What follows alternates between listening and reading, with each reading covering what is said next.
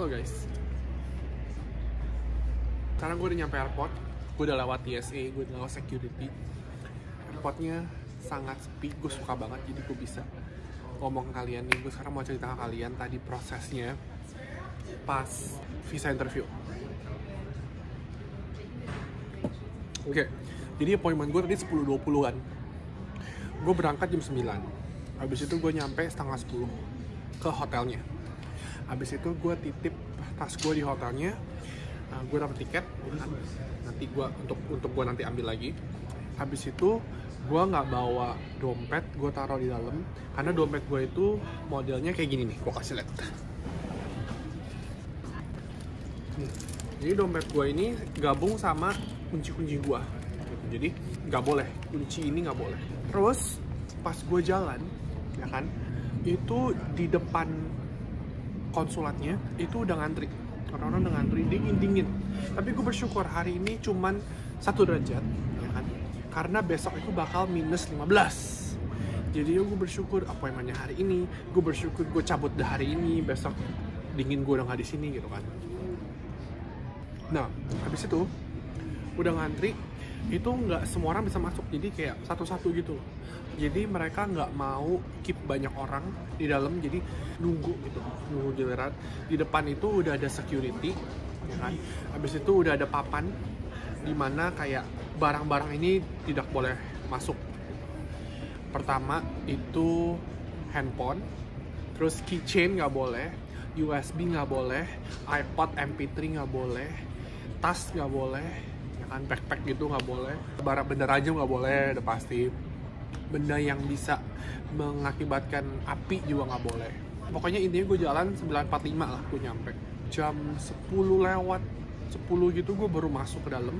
Jadi sebelum masuk ke dalam itu ada security-nya bakal minta form DS 160, terus ditanya appointment-nya jam berapa, terus di cross check sama kertas yang dia punya listnya sama DS 160-nya untuk make sure namanya sama. Oke, terus dicoret baru boleh masuk.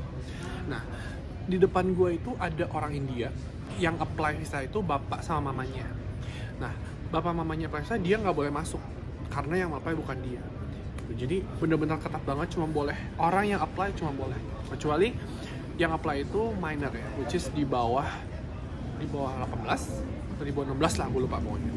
Awalnya itu gue cukup panik karena pas gue udah jalan itu, gue ternyata masih pakai Apple Watch gue.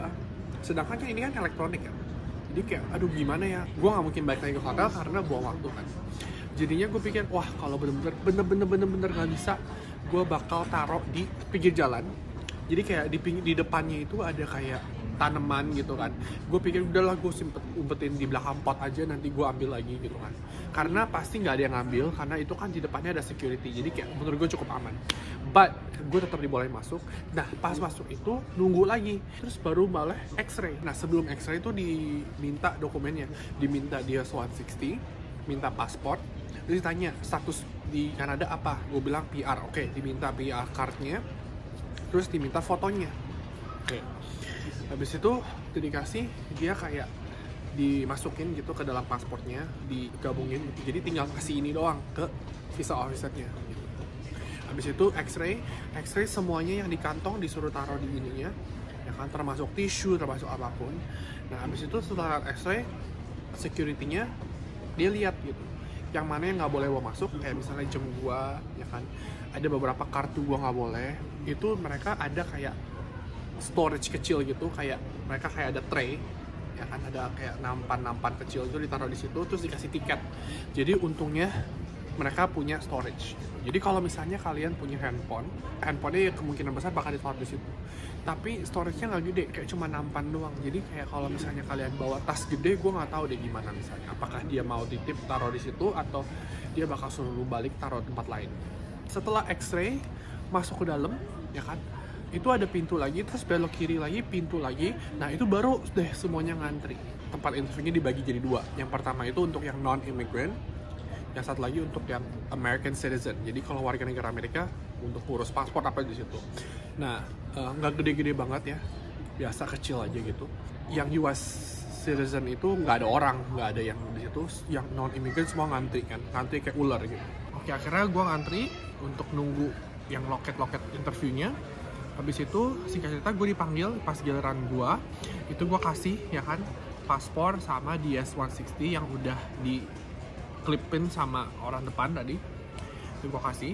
Nah, DS-160-nya itu gue ada 2, jadi gue sempat ngerjain satu, tapi yang pertama itu gue pilih konsulatnya itu Halifax. Nah, jadi gue kerjain lagi yang kedua, gue pilih Ottawa. Pas gue ngerjain DS-160 yang kedua kalinya, itu ternyata gue melakukan beberapa kesalahan gitu. Jadi yang pertama itu ditanya, has anyone ever filed an immigrant petition for you? Ya kan, apakah ada orang yang pernah mengajukan petisi untuk kamu gitu kan? Tadinya gue bilang no, karena ya nggak ada gitu kan, maksudnya gue cuman visa ini doang kan. Tapi ternyata gue baru nyadar, ada tuh kan, H1B gue itu adalah petisi gitu, karena H1B gue itu bukan visa. Visa itu ketika gue apply dari luar Amerika gitu kan. Sedangkan H1B itu gue apply dari Amerika. Yang namanya apply dari dalam Amerika itu nggak ada apply visa di dalam Amerika. Itu namanya petisi gitu. Jadi DS-160 yang kedua gue jawab yes, karena perusahaan gue dulu apply H1B buat gue, itu namanya petisi, gue baru ngeh gitu kan. Nah, itu harus dikasih dua-duanya. Jadi DS-160 yang lama sama yang baru harus dikasih dua-duanya. Terus ditanya, dari kedua ini, DS-160 ini ada perubahan yang signifikan nggak? Gitu kan. Terus gue bilang, ada 3. Yang pertama itu konsulatnya yang pertama ini Halifax, yang ini Ottawa. Yang kedua, itu gue jelasin, yang petisi itu gue miss questionnya, gue nggak nangkep gitu kan pada saat pertama kali. Yang kedua gue dijawab gitu.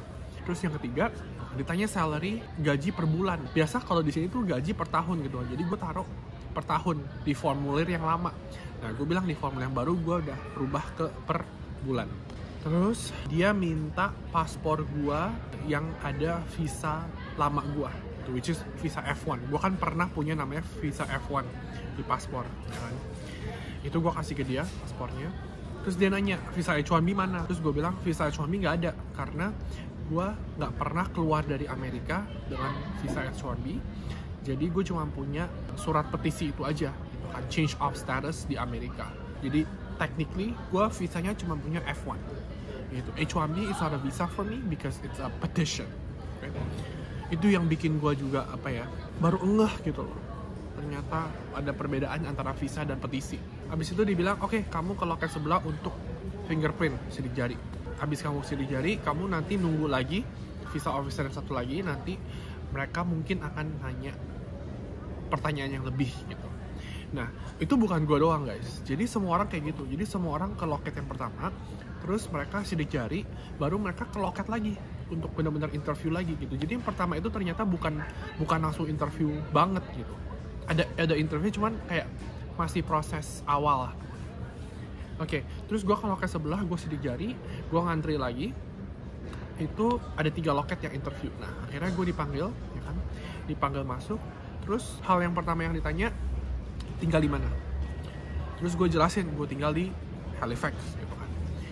Terus dia tanya job gue, pekerjaan gue jawab.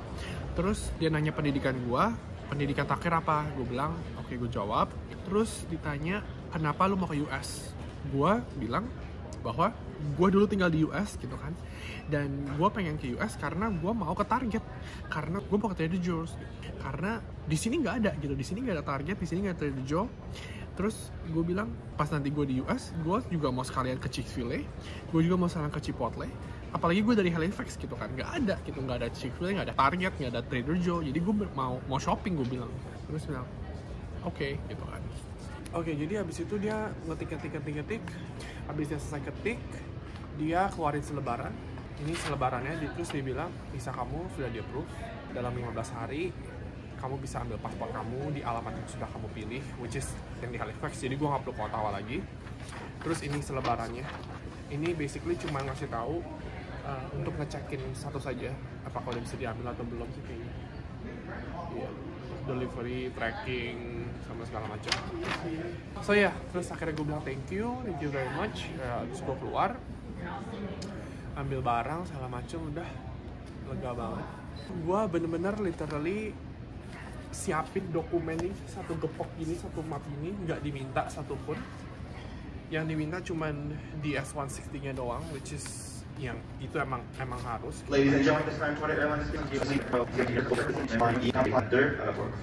Gue siapin pay stub gue, alias slip gaji gue the last 6 months, 6 bulan terakhir. Terus slip gaji gue di US, I-20 gue siapin semuanya, H1B gue, OPT gue, tax return gue bawa juga. Offer letter gue yang di Kanada gue juga bawa. Terus bukti pembayaran gue bawa, semuanya gue bawa, nggak ada yang rasa pun, which is fine, ya kan. Gue I would rather, ya kan, gue mendingan persiapan yang bener-bener matang terus gak diminta daripada diminta apa gue nggak ada, gitu kan, itu lebih parah. Hari ini hari Jumat, gue udah balik di Halifax dan gue barusan dapat email bahwa paspor gue udah bisa diambil. Jadi gue kan ke Ottawa, tapi gue pilih pick up address-nya itu di Halifax. Jadi paspor gue itu ditahan waktu itu di Ottawa, terus visanya dikasih. Abis itu paspornya dikirim dari Ottawa ke Halifax. Jadi sekarang gue mau ambil paspor gue. Oke guys, gue udah nyampe. Ini ternyata post office, jadi gue ngambil di post office. So ya kita masuk.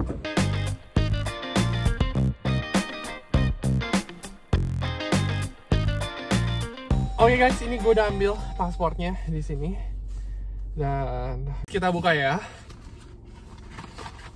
Ini paspor gue. Ya kita buka yuk.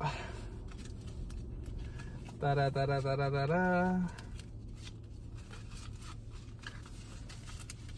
Wow, dapet guys sisanya. Ini gue kasih lihat kalian ya. Ini gue mau coba nutupin bisa gue. Tuh. Berapa 10 tahun guys, jadi enak, gue nggak perlu perpanjang sampai 10 tahun lagi. Yang gue notice itu visa Amerika tuh nggak ngikutin paspor guys, expiration aja. Jadi kalau 5 tahun 5 tahun, 10 tahun 10 tahun. Sedangkan kalau visa Kanada dia ngikutin paspor. Jadi kalau paspor kalian expire 2 tahun lagi, ya udah visa kalian expire 2 tahun lagi gitu. Oke, sekarang gue mau balik.